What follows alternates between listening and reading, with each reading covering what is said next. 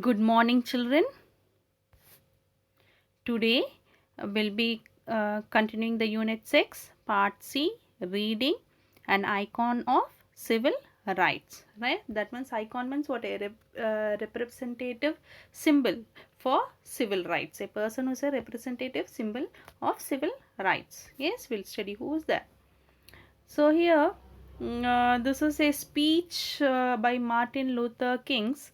It's an acceptance speech on the occasion of the award of Nobel Prize in Oslo, that is the capital of Norway, on December 10, 1964. Okay, so Martin Luther King was the leader of the Negroes in America who fought for their basic human rights. So there were no human rights in for the Negroes. So he fought for them and he was awarded the Nobel Peace Prize in Oslo on December 10th, 1964.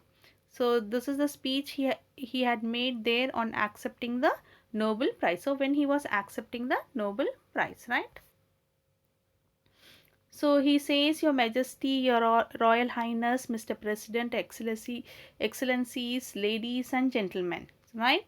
So he says that he accepts the Nobel Prize for Peace at a moment when 22 million Negroes of the United States of America are engaged in a creative battle. That is, they were engaged in a creative battle to end the long night of racial injustice. So there was a racial injustice going on, and Martin Luther King was fighting for that. So Martin Luther King thanks the world community for realizing their cause, supporting his efforts, and finally recognizing him as a representative of the Negroes. Though still there are some cases where the whites were rude at the black.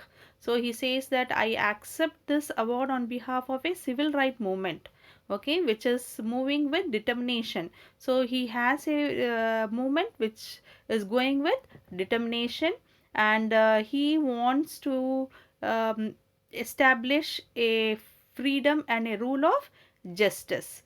So he says that he's mindful that only yesterday in Birmingham, Alabama, the children, that is the Negro children, were crying out for brotherhood, and when they were crying for the brotherhood, that is the justice, they were answered with fire hoses, fire pipes, then snarling dogs, and even death. So he is also saying that I'm mindful that only yesterday in Philadelphia, Mississippi, so young people who were seeking to secure the right to vote were brutalized and murdered. They were murdered. And only yesterday, more than 40 houses of worships in the state of Mississippi alone were bombed or burned because they offered a shelter. Sanctuary means was shelter place to those who could not accept segregation. So they didn't wanted segregation. They wanted them to be treated equal to the whites. I am mindful that deliberating and grinding poverty afflicts my people. That is the weakening and the grinding poverty. It causes harm to his people and the chains them to the lowest rung of the economic leader.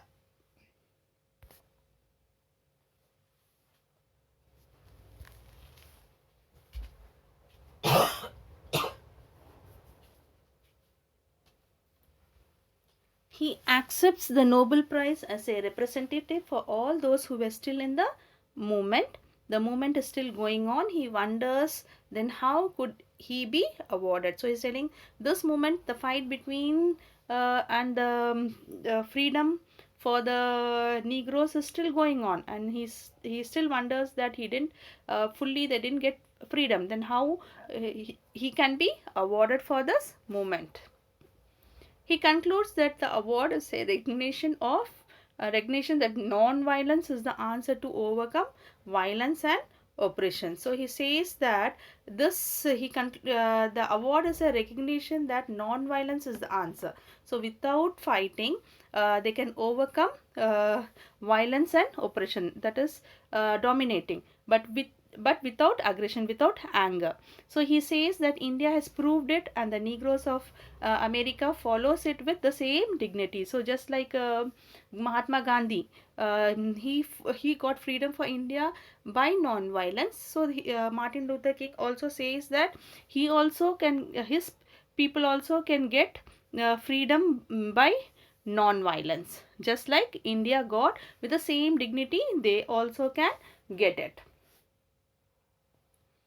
So he says that his non-violence is not a sterile passivity. That means it is not so passive. The non-violence works to get the freedom, but a powerful moral force. So he's saying non-violence is a powerful moral force which makes for social transformation, can change the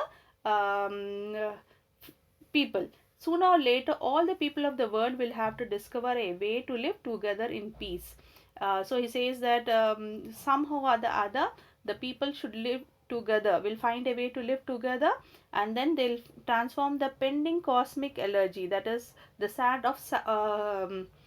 song of sadness, to a creative brotherhood. So if this is to be achieved, man should evolve from all human conflict.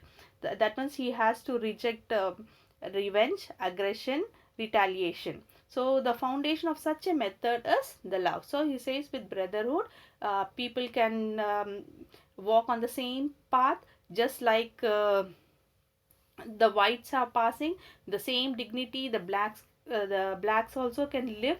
So he says this is a road over which millions of Negroes are traveling to find a new sense of dignity. That is which way, which road? The non-violence road. So the same road has opened for all Americans a new era of progress and hope. So saying that the non-violence can be a new era for the Americans. So he says that he has led to a new civil rights bill. So the equality he wants for the black from the white is resulting into a new civil rights bill.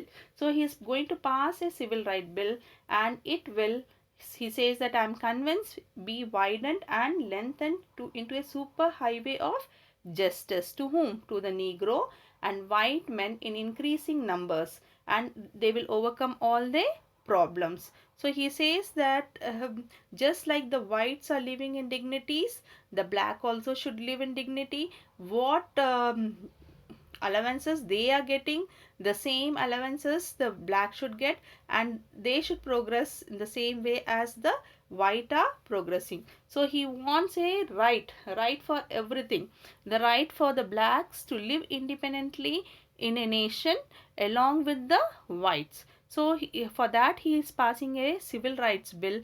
And Mr.